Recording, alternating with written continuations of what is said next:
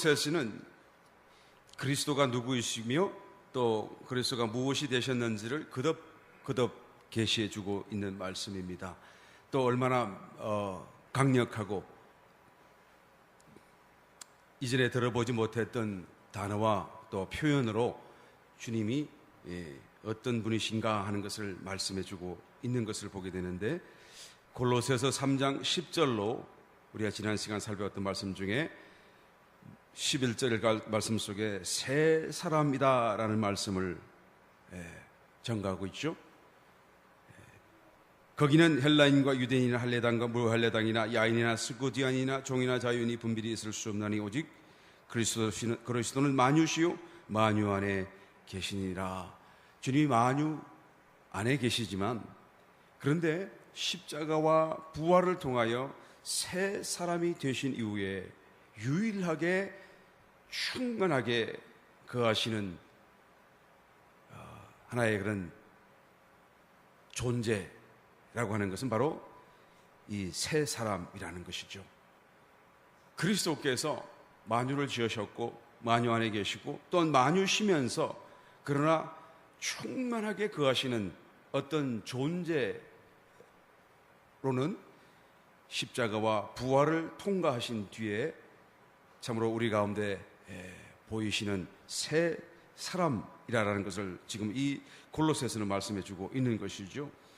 하나의 새로운 사람이에요. 그런데 그 속에 우리도 다 포함되어져 있다는 것을 지금 말하려고 하는 것이죠.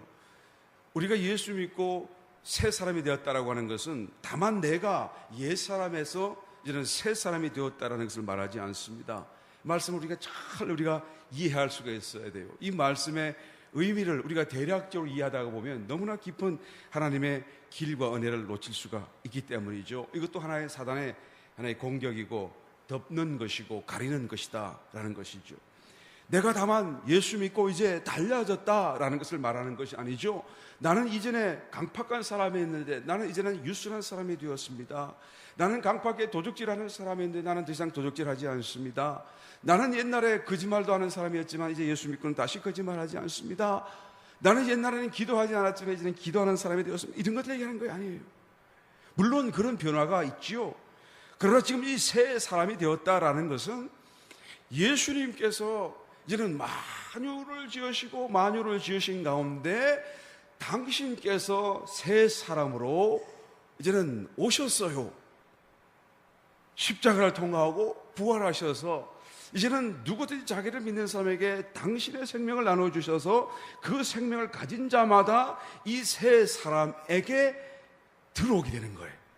그래서 예수님은 머리가 되시고 믿어서 그리스도의 생명을 받은 모든 사람들은 그의 지체가 되어져서 하나의 사람으로 되어지는 도무지 설명할 수 없는 신비로운 하나의 어떤 사건이 일어나게 된 것이죠. 이것이 새 사람이에요. 내가 예수 믿고 변하여 새 사람 되었다라는 것은 그저 내가 변화된 것이 아니고 내가 그리스도가 되었다는 것을 얘기하는 거예요. 믿어지십니까, 여러분? 이 사건 앞에 우리는 정말로 가슴을 떨며 감동해야 하며 두려워하며 또 기뻐하며 감사하며 우리의 삶의 신앙에 어떤 그런 새로운 하나의 자각이 일어나야 된다라는 것이죠. 새 사람이 되었다라는 것은 내가 변하여 어떤 새로운 존재가 되었다는 얘기가 아니라 내가 바로 예수님 안에 들어와서 예수님과 하나의 한 사람이 되었다는 것을 얘기하죠. 나는 곧 예수님이 된 것이고 예수님이 곧 내가 된 것이고 우리가 모두가 다 하나의 사람이 된 것을 말해주고 있는 것입니다. 여러분, 이 골로새서가 바로 가장 이 책에서 말하는 기본적인 것이며 중요한 요점이 바로 여기에 있는 것이죠. 우리가 새 사람이 되었고 그리스도가 새 사람이시며 우리는 그리스도와 하나가 되었다. 그래서 우리는 다 그의 그런 지체 속에서 머리신 예수님의 그런 충만하신 신령하고도 거룩한 지식으로까지 우리는 성장할 수 있는 그런 하나의 존재로 변화되었다. 그러므로 골로새서 3장 4절 우리 지난 시간에 살폈던 말씀 중에 이는 너희가 죽었고 너희 생명이 그리스도와 함께 하나님 안에 감추었음이니라. 우리 생명이신 그리스도께서 나타나실 그때에, 재림하실 때지겠죠? 예. 그죠? 우리의 생명 되신 그리스도께서 나타나실 그때에, 재림하실 그때에, 천군 천사와 수많은 성도들과 함께 등장하실 그때에 너희도 그와 함께 영광 중에 나타나리라. 이것은 여러분, 우리가 개개인으로서 어떤 독립된 개체로서 나타난다는 것이 아니라 그리스도와 하나 된 어떤 새 사람의 모습으로 이런 나타나게 되는 거예요. 어떻게 설명해야 될지 우리가 그것을 다 이해할지 모르겠지만 여하튼 성경은 이것을 지금 말씀해 주고 있는 것입니다. 그러므로 사도 바울은 또한 그 앞서서 2절에서 너희가 그러므로 위의 것을 생각하고 땅의 것을 생각지 말라. 우리가 그리스도인데요, 우리가 그리스도의 하나의 부분인데요, 내가 그리스도와 하나 되어져 있는데요, 우리가 땅의 것을 생각한다는 것이 무슨 의미가 있나요? 율법을 문자적으로 지키고 규례를 지키고 안식일을 지키고 절기를 준수하는 것이 무슨 의미가 있느냐 그 말이에요. 그것을 주신 분이고 그것을 만드신 분이 바로 그리스도시고 우리도 그리스도가 되어져 있는데, 그리스도의 부분이 되어져 있는데 그 말씀을 그저 이 땅에 사는 사람들처럼 지키고 절기와 규례를 따라 산다는 것이 무슨 의미가 있느냐 그 말씀. 왜 땅의 것을 따라 살려고 하느냐 그 말씀. 너희가 그렇게 놀라운 존재로 변화되어져 있는데 왜 너희가 스스로 그것을 부인하려 하느냐 그 말씀. 우리가 예수 믿고 좀 더 윤리적이고 도덕적으로 좀 나아지는 어떤 삶을 우리는 간정을 하려 하고 자랑하려고 하는데요, 그것이 뭐가 그렇게 중요하죠? 윤리적이고 도덕적이고 좀 괜찮은 사람이 되었다고 하여서 그것이 무슨 의미가 있죠? 그 정도가 아니라 우리가 그리스도가 되었다니까요. 아멘?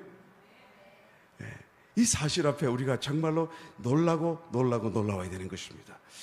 여러분, 이와 같이 내가 그리스도가 되었고 내가 그리스도 안에 한 사람이 되었다고, 그것을 내가 깨닫는다고 한다면 지금도 내가 머리생 그리스도와 연결되어졌음을 내가 느낄 수 있고 또 그의 공급하시는 어떤 것을 내 생각 중에 받아들이고 내가 또한 하나 된 그런 하나의 존재로서 그리스도와 같은 마음을 갖고 살 수 있다고 한다면, 여러분을 봉독하신 말씀해 보십시오.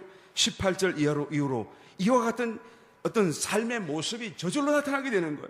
아내들아 남편에게 복종하라. 우리는 아이고 이 말씀이 너무 강합니다. 어떻게 복종하라고 합니까? 남녀 평등인데요 라고 할지 모르겠지만 우리가 정말로 그리스도 안에 한 새 사람이라는 것을 내가 느낄 수 있다고 한다면 여러분, 남편에게 자동적으로 복종하게 되어져요. 아무도 아멘 안 하시네. 이는 뭐라고 그래요? 주 안에서 마땅하니라.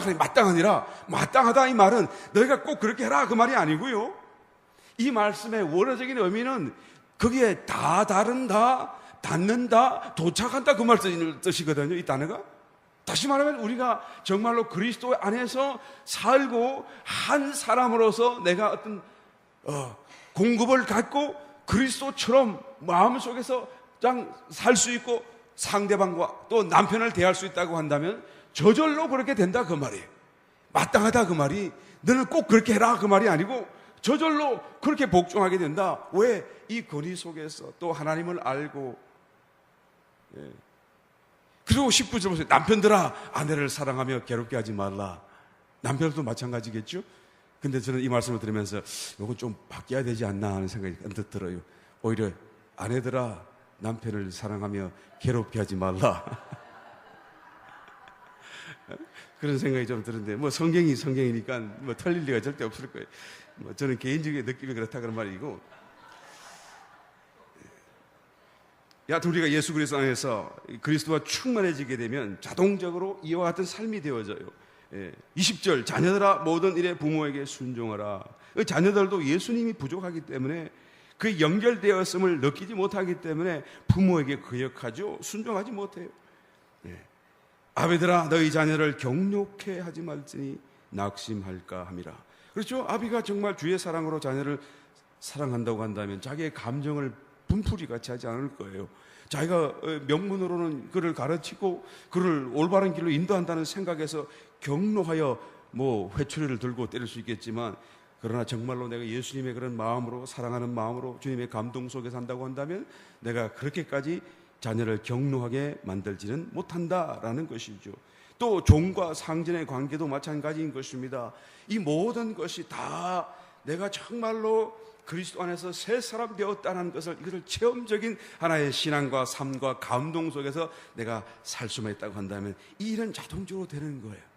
그렇다고 해서 이렇게 그러면 나는 자동적으로 안 되니까 하지 말라는 것은 절대 아니고요.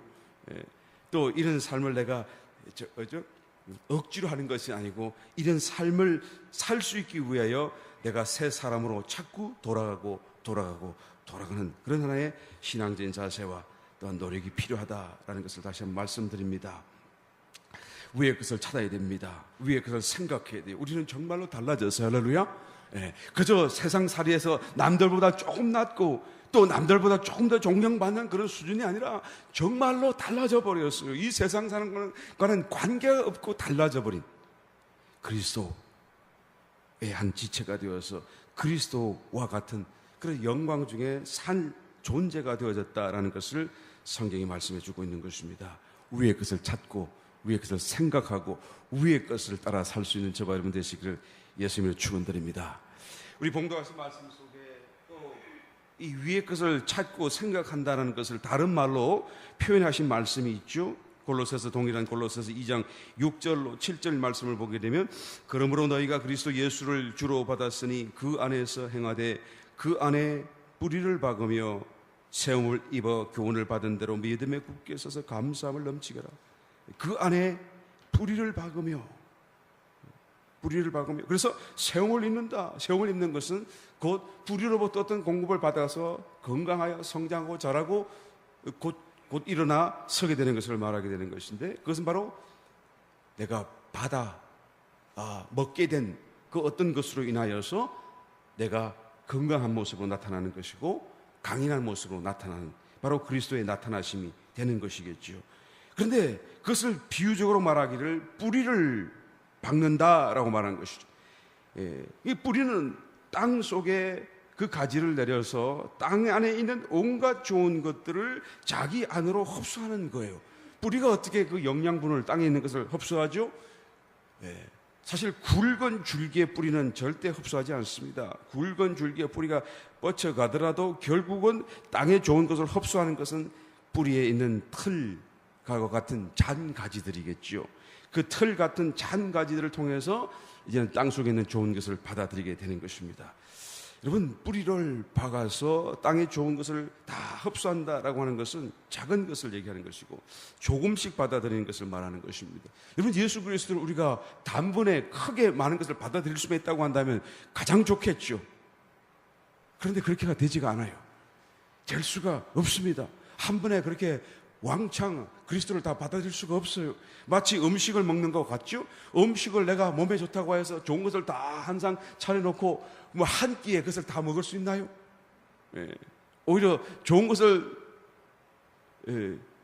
한 번에 다 먹게 되면 오히려 좋은 것이 나를 더 해치게 되는 독이 될 수가 있는 것입니다. 왜? 내가 그것을 소화할 수가 없기 때문에. 마찬가지로 예수 그리스도를 우리가 다 한 번에 받아들일 수가 없어요. 뿌리털 잔가지처럼 그냥 조금씩 우리는 흡수해야만 되는 거예요. 그래서 시간이 필요한 것입니다. 그래서 우리로 하여금 살게 하는 거예요. 주님이 우리를 당장 천국에 데려가지 않는 이유가 여기에 있는 것이죠. 우리가 예수님을 자꾸 조금씩 우리의 모든 일상 삶 속에 자꾸 받아들이도록 기회를 주시는 거예요. 그래서 우리가 정말 그리스도로 채워지기를 바라는 것이죠. 광야 가운데 40년이라고 하는 세월 속에 만나를 꾸준하게 내려주신 하나님, 새벽 이슬과 함께 내린 그 만나가 큰 것이 아니고 조그마한 것이 아니겠어요? 근데 그것을 매일매일 먹게 하셨어요. 얼마 동안요? 40년 동안요. 마찬가지죠. 우리가 우리의 생애, 예수님을 믿고 살아가는, 깨달음을 갖고 살아가는 생애가 우리가 한 40년 되지 않을까 생각되는데요. 그 40년 동안에 우리는 매일같이 먹어야 돼요. 아브라함이 하나님의 부르심을 받고 그가 가나안 땅으로 향하여 나아갈 때에 주님께서 말씀하셨습니다. 내가 너에게 약속한 땅으로 너를 인도하마. 그러나 성경은 말하기를 아브라함은 그가 어디로 가야 할지 갈 바를 알지 못한 채 앞으로 나갔다. 이게 갈 바를 알지 못. 우리는 하나님께 부르심을 받는 그 순간부터 이제 하나님께서 딱 한 가지 지도를 주시기를 원해요. 그래서 내가 목적지는 어디고, 그리고 어디 가는데 무슨 일이 있고, 어디로 경유하여 어떻게 가며, 이 모든 것을 나는 단번에 알기를 원합니다. 그런데 하나님은 절대로 그렇게 하지 않아요. 따라오라는 거예요. 내가 너를 좋은 곳으로 인도하겠다는 것입니다. 약속한 것을 너를 반드시 데려가겠다는 것이죠. 그러므로 우리가 매일 되는 반복되는 일상생활 속에서 가는 길에서 만나는 그런 일들, 상황들, 사람들, 환경, 또 문제까지라도 그 속에서 정말 우리는 하나님의 어떤 인도를 찾아가야 한다라는 것이죠. 하나님의 인도하시는 손길을 우리는 더듬어 발견하려는 그런 자세와 마음을 갖고 살아가야 된다는 것입니다. 그럴 때 우리는 그리스도를 받아들이는 거예요. 이미 우리 속에 와 계신, 영 안에 와 계신 그리스도를 우리가 삶을 통하여, 문제를 통하여, 형편을 통하여, 내가 만나는 어떤 일과 사람들을 통하여서 그리스도를 느끼게 하고 깨닫게 하고 조금씩 점점 주님을 내가 또한 내 마음으로, 내 존재 안으로 더 깊이 모셔드릴 수 있게 된다는 것입니다. 그럼 우리의 일상생활 속에 반복되는 똑같은 일상이지만은 그 일상이 아이고 어저께와 똑같네 라고 덮어둘 것이 아니고, 똑같은 일상이지만 그 일상 속에 또다시 한번 주님의 이김과 인도하심을 느껴보려고 하는 우리의 마음과 자세가 꼭 필요하다는 것이죠. 우리의 마음을 고정해야 돼요. 우리가 나의 감정 안에서 살면 느낄 수가 없습니다. 나의 의지 안에 살고 사는 사람도 느낄 수 없어요. 나의 생각 안에 사는 사람들도 하나님을 느낄 수 없습니다. 하나님은 영 안에 계시기 때문에요. 내 영을 열어야 돼요. 내 영을 느껴야 돼요. 내 영을 사용해야 됩니다. 내 마음, 감정 안에 사는 사람은 어떤 사람일까요? 하루 종일 살면서 어떤 기분 나쁜 일에 분노하는 사람, 차 몰고 가다가 그냥 어떤 사람 자기를 확 앞질러 가는 사람이 있으면, 또 길을 확 막는 사람이 있으면 그냥 분노하잖아요. 그죠? 그냥 길 위에 분노라고 하는 그런 분노가 일어나잖아요. 그런 분노 속에 사는 사람, 또 어떤 사람을 미워하는 그 미움을 갖고 계속 곱씹으면서 그 미움을 마음속에 간직하며 사는 사람, 그죠? 어떤 일에 애정과 애착을 갖고 그것을 자꾸 반복적으로 찾으려고 하는 그런, 또 어떤 인간적인 세상적인 사랑도 그게 해당될 수 있겠죠. 어떤 슬픈 일, 그 슬픔을 생각하고, 또 기쁜 일이 있으면 그 기쁜 일을 계속 생각하고, 그런 것이 다 나의 감정 속에 있는 거예요. 거기서 나와야 돼요. 언제요? 교회 왔어요? 기도할 때요? 물론이죠. 그런데 우리 일상생활 속에 매일매일 반복되는 그 작은 일 속에, 내 눈에는 아무것도 아닌 것 같아 보이는 그 속에서 내가 나와야 돼요. 하나님을 만나기 위해서요. 그걸 지금 주님이 말씀하는 것입니다. 불의를 박는다는 것이 바로 그거예요. 나의 의지 속에 내가 사는 사람은, 내가 나의 집착, 나의 고집, 나의 어떤 그냥 집념을 따라 사는 사람, 그죠? 막 정치하는 사람들이 뭐 자기의 신념을 따라서 반드시 그냥 세계를 이렇게 만들고 나라를 이렇게 만들고 민주주의를 실현하고 그런 마음을 갖고 살아가는 거. 물론 뭐 세상 사람들의 박수를 받고 존경을 받고 좋아할지 모르겠지만, 그러나 그것 가지고는 주님을 느낄 수 없어요. 또 신앙생활을 한다고 하면서 신앙생활을 또 나는 이렇게 해야 할 것이다 라고 하는 어떤 그런 나름대로의 생각을 따라 사는 그런 집념과 집착도 마찬가지겠죠. 나는 아무것도 몰라요. 하나님, 나 어떻게 해야 돼요? 어저께까지는 잘했지만 오늘 또 어떻게 해야 될지는 모르겠어요. 하나님은 나에게 뭘 하기를 원하십니까? 라고 하는 마음으로 정말 주님을 내 마음속에 받아들여야 돼요. 내가 다 알아서 내가 하겠다라고 하는 것은, 여러분, 하나님을 만날 수가 없는 것이죠. 어떤 사람은 자기의 하루 종일 생각 속에 사는 사람이 있습니다. 생각 속에 사는 사람들은 염려를 하는, 고민을 하는 것이겠죠. 또는 지나간 어떤 잘못에 대해서 후회하는 것이겠죠. 아이고, 내가 그렇게 했었으면 되는 것을, 그렇게 했었어야 되는 것을 라고 하면서 그런 어떤 고민하며 생각하는, 그런 모든 것들이 다 지금 허송세월하는 거예요. 왜 그렇죠? 예수님을 몰랐을 적에는 그것이 허송세월이 아니고 본래부터 허송세월이었지만, 다를 것이 없지만, 예수님을 알고 영접하고 구원받고 새 사람이 된 이후로는요, 지금 주님과 연결되어져 있잖아요. 그러니까 나는 언제든지 주님을 받아들일 수 있게 되어 있는 거예요. 내가 생각만 하면, 내가 주님께로 내 마음을 열기만 하면, 그죠? 일단은 내가 느끼고 못 느끼고는 그런 큰 문제가 아니죠. 주님이 공급되어 뿌리가 잔가지를 내려서 땅에 그냥 박혀 있는데 그냥 그 잔가지가 뻗어 있기만 한데도 불구하고 그 안으로 빨려 들어오는 것처럼 말이죠. 그리스도 안에 우리가 지금 뿌리를 내리고 있는 것입니다. 우리의 마음을, 우리의 생각을 자꾸 주님께로 향해야 돼요. 나의 영 안에서 머무르며 시간을 보낼 수 있어야 된다는 거예요. 내가 영 안에서 머물러 있어야 돼요. 여러분 할 수 있습니다. 여러분, 저와 여러분의 영은 살아있어요. 감각이 있어요. 나는 모르겠다고 하지 마세요. 다른 말로 하게 되면 이것은 기도하는 것입니다. 그래서 사도 바울은 오늘 우리 봉독했던 말씀 속에 4장에 넘어갔어요. 앞에 이와 같이 살라, 아내들과 남편, 또 아비와 자식, 또 종과 상전의 관계를 말하면서 또 4장 2절로 넘어가서 뭐라고 말합니까? 기도를 항상 힘쓰고 기도에 감사함으로 깨어있어. 이 기도를 얘기하는 것이 바로 일상생활 속에서 내가 자꾸 영 안에서 머물러 있는 것을 말하는 것이죠. 이게 기도예요. 어떤 사람은 나는 기도할 줄 몰라요 그럽니다. 기도하는 법을 좀 가르쳐 주세요 라고. 여러분 기도라는 것은 특별한 법이 있는 게 아닙니다. 나는 기도할 줄 모른다고 한다면 그냥 하나님 앞에 앉아가지고 하나님을 생각하시면서 하나님 나는 기도할 줄 몰라요. 뭐를 기도해야 되죠? 나에게 가르쳐 주세요 라고 한다면 그게 기도예요. 그게 지금 주님이 들으시고자 하는 기도라고요. 그 하나의 고백과 주님을 향한 그런 집중 안에서 주님은 우리를 만나시게 되는 것이죠. 우리에게 무언가를 줄 수 있게 되는 거예요. 특별히 어떤 기도하는 법을 또는 어떤 문제가 있어야 하는 것이 기도라고 생각하지 마시길 바랍니다. 여러분 기도 문제가 있어서 기도하는 것 더 간절하고 더 뜨거운 기도가 될 수 있을지 모르겠지만 기도할 제목이 없는데도 기도하는 것은 더 좋은 것입니다. 할렐루야. 우리가 지금 이게 수요 기도회 때도 마찬가지 특별히 기도할 제목이 없고 문제가 없음에도 불구하고 1시간씩 앉아서 기도하고 있는 거 더 좋은 거예요. 할렐루야.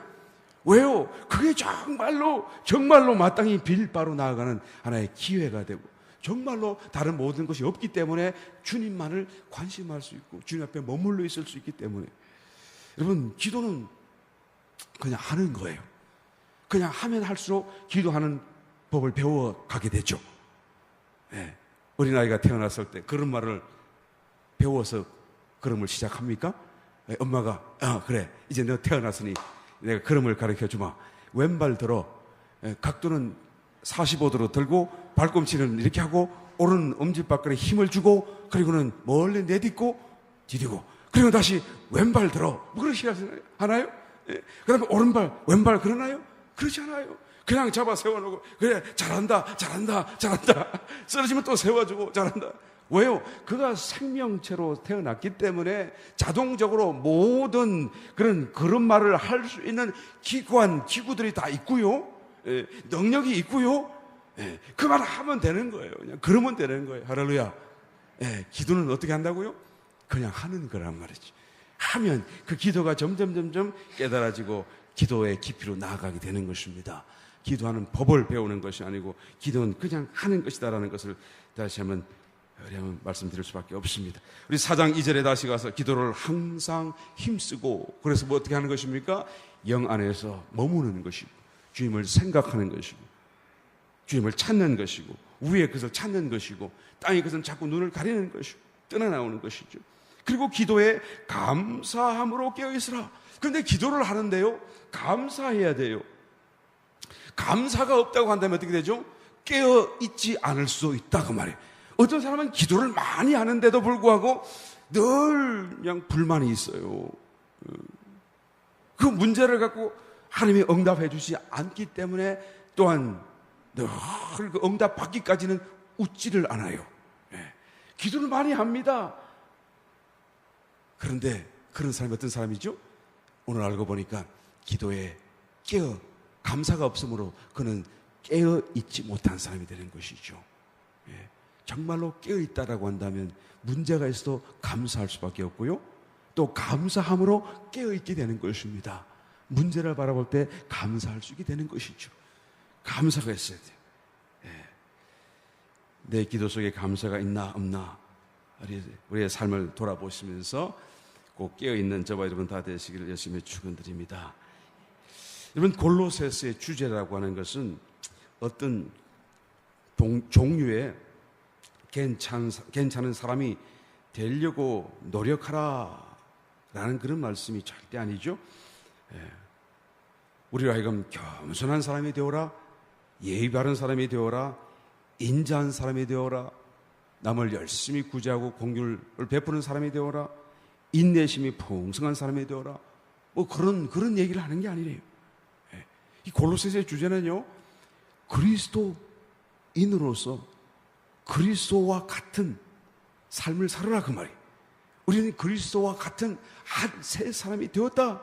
그러므로 너의 삶은 겸손하더라도 그냥 겸손한 것이 아니고 그리스도와 같이 겸손한 것이, 너희가 인자하다고 할 때도 그냥 조금 할 수 있는 것을 하는 것이 아니라 정말로 그리스도와 같은 인자와 긍휼을 가지고 인내와 또 사랑을 갖고 살아갈 수 있어야 된다라는 것을 말하는 거예요.